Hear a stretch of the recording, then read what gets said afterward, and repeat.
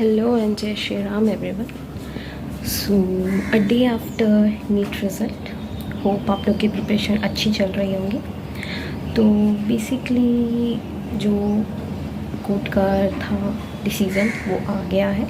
And counselling may be postpone, may be क्या postpone हो सकता है। और अभी एनटीए का जो न्यू है कि कब होना है एग्ज़ाम्स, जो भी 75 स्टूडेंट्स हैं जो जितने भी हैं उन लोगों को कब एग्ज़ाम्स होंगे,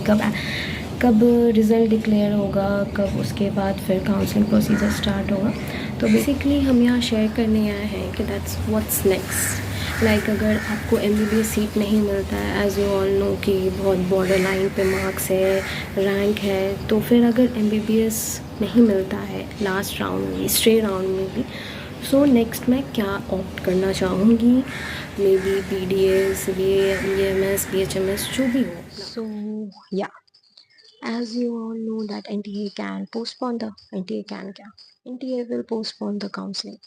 तो बेसिकली मैं एक दो काउंसलर्स से बात की हूँ, दैट यू ऑल नो कि हम बहुत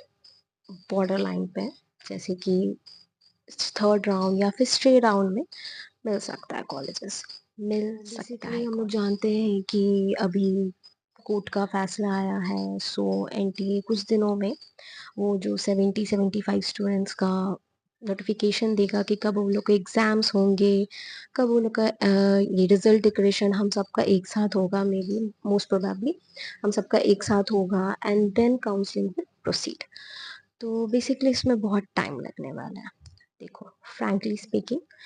यहाँ वो लोग बच्चे बिल्कुल सेफ है जिनके अच्छे मार्क्स आए हैं, इनफैक्ट मतलब अच्छे रैंक्स आए हैं, जिनका लगता है कि हाँ उन लोग का हो जाएगा, उन लोग तो सेफ है एंड दे आर रिलैक्स्ड। और यहाँ पे जिसके कम आए हैं, जिसके थोड़े ज़्यादा रैंक है, सो वो लोग 2026 के लिए प्रिपरेशन करने लगे। अब यहाँ आते हैं हम जैसे लोग जो बेसिकली बॉर्डर लाइन पे फंसे हुए हैं, जिन्हें लगता है कि थर्ड राउंड या स्ट्रे राउंड में कॉलेज मिल सकता है, या लगता है ऐसा। तो बेसिकली यहाँ पे हम लोग जैसे लोग फंसे हुए हैं कि अब हम लोग को समझ में नहीं आता है कि हम लोग प्रिपरेशन फिर से स्टार्ट करें, जो कि अब उतनी हिम्मत बची नहीं है। बट ठीक है, बहुत ऑलरेडी बहुत साल दे चुके हैं इस पे, और आगे का वो एक और ड्रॉप का वो जो एक होता है ना माइंडसेट, मन में वो डर बैठ गया है, क्योंकि जानते हैं कि धीरे धीरे जो आता है ना कि जैसे डे बाय डे आप मतलब ड्रॉप बाय ड्रॉप आप काउंसलिंग मतलब ये कर लेते हैं, ड्रॉप लेते हैं, तो धीरे धीरे आपका वो पोटेंशियल जो होता है वो धीरे धीरे कम हो जाता है और ज़्यादा। तो इसीलिए ये सब चीज़ें देखते हुए तो हम लोग के जैसे लोगों के लिए ना ये बहुत ज़्यादा टफ होता है, ये पूरा टाइम, कि इसमें आप तैयारी भी नहीं कर सकते हैं, और अंदर ही अंदर लगता है कि यार ठीक है वेट कर लेते हैं काउंसलिंग के लिए, और ये नहीं नहीं तो ना मतलब लास्ट तक जाने वाला, हमको लगता है कि ये लास्ट जुलाई में शुरू होगा और ये सितंबर क्रॉस कर जाएगा,